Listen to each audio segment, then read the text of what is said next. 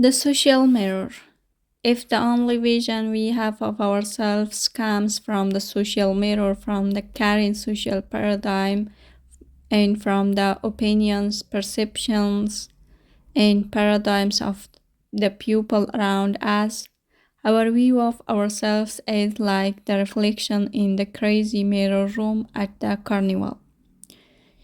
You are never on time. Why can't you ever keep things in order? You must be an artist. You eat like a horse. I can't believe you won. This is so simple. Why can't you understand? These visions are disjointed and out of proportion. They are often more projection than reflection, projecting the concerns and character weaknesses of people, giving the input rather than accurately reflecting what we are. The reflection of the current social paradigm tells us we are largely determined by conditioning and conditions. While we have acknowledged the tremendous power of conditioning in our lives, to say that we are determined by it, that we have no control over that influence, creates quite a different map. There are actually three social maps, three theories of determinism widely accepted, independently or in combination, to explain the nature of man. Genetic determinism basically says your grandparents did it to you. That is why you have such a temper. Your grandparents had short temper, and it is in your DNA. It just goes through the generation, and you inherited it. In addition, you are Irish, and that is the nature of Irish people.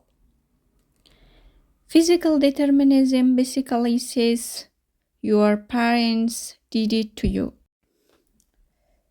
Your upbringing, your childhood experience essentially laid out your personal tendencies and your character structure. That is why you are afraid to be in front of a group. It's the way your parents brought you up. You feel terribly guilty if you make a mistake because you remember deep inside the emotional scraping when you were very vulnerable and tender and dependent. You remember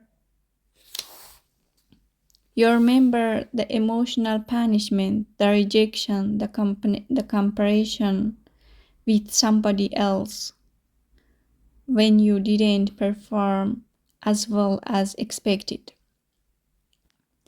Environmental determinism basically says your boss is doing it to you, or your spouse, or that bratty teenager, or your economic situation, or national policies.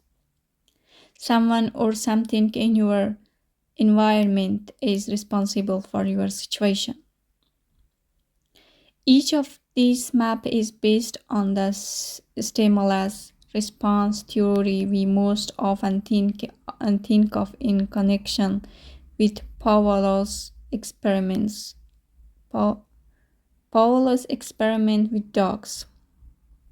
The basic idea is that we are conditioned to respond in a particular way to a particular stimulus. How accurately the functionally do these deterministic maps describe the theory? How clearly do these mirrors reflect the true nature of man? Do they become self-fulfilling prophecies? Are they based on principles we can validate within ourselves?